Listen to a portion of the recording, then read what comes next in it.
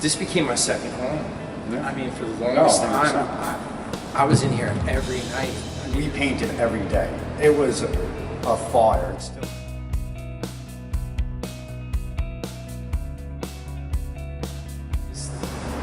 This became everything. I mean, literally, we painted every day, kind of putting pieces together, and it just kind of became about the art. The art kind of mended us, and, you know, put a lot of.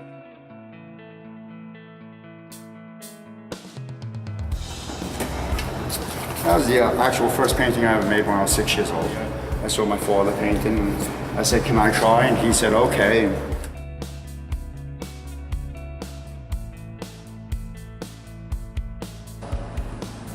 We were doing show after show, just kind of pushing, trying to get the art out there. I was fortunate enough to have a show in East Hampton and one in my own hometown, and it got written up in the Newsday, the New York Times, several other art magazines from the beginning of the summer to the end.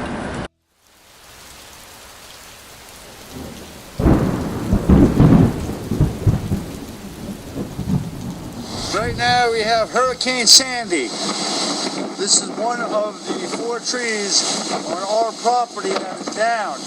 Can't show you the rest because it is nighttime. As you can tell, it has taken the power down. This is let me sit here and see what happens.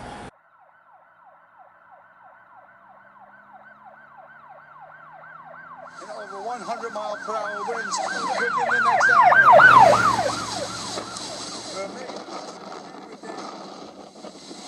I've never felt a wind like this in my life. Within a couple of minutes, you could feel the house start to shake like that. God bless our safety. I said, as you're walking out, it's the eeriest thing because you never felt your house rock like a boat, you know, and that's what it was doing. After you get outside, you realize, wait, we're walking through the bay here. It's the end of October. The water's 55 degrees. It's just, well, you can see the current and driftwood or whatever it's breaking up from other houses and stuff. You can just see it going by and stuff. And then I wasn't smoking for about 2 months at that time. I quit smoking. We make it to the car, and I'm soaked, and I don't want to get in my car because now I'm going to get my car seat soaking wet, and I need this because obviously I don't have a house. So I just say screw it, butt naked in the middle of the street, get changed up. I sit in the car, him and my sister were in the back seat, and I said, "Eddie, give me a cigarette."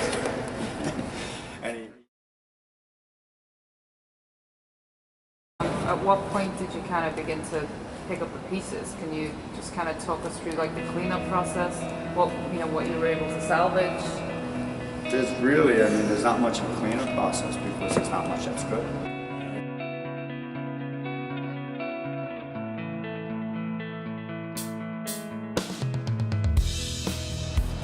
For myself, I mean, this was a huge hit. Everything kind of, like I said, I eventually linked up through my own personal life, through the mending, through the healing, and just through the great journey that we were both on, abruptly halted. Mm-hmm. And that.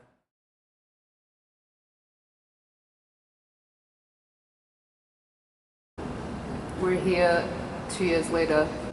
What made you want to revisit such a difficult subject?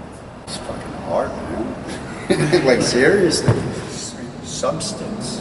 I didn't have to find this. This was right there. It was like so obvious.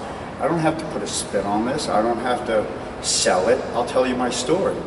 I mean, still to this day, I don't know if you can hear that, but that's still water from Hurricane Sandy. Yeah.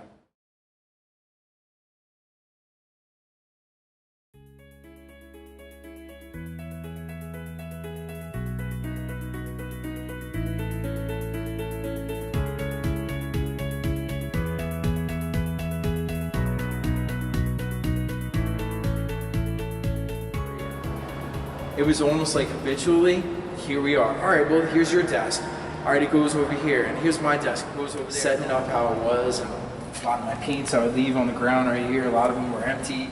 I'm just kind of just taking a step back, looking at it, and I'm watching him, and I'm like, wow, it's just, if you really don't see the peripheral of the gallery, it just looks like the backyard. Him inside the studio with the doors open, the lights are on, and he's just messing around. You just come and follow. This piece was actually in the storm, and it was one of the ones that got beat up. I actually cleaned it up a little bit, and I was going to go and refurbish it. But that was a little mold growing onto it. But I figured just leave it. Sandy, where, you know, family and stuff like that. Something I really wanted to show you is right here at the bottom of the door, right before we actually put up the exhibition, I wrote this: "We will never have this time again, so cherish yours, mine's on display."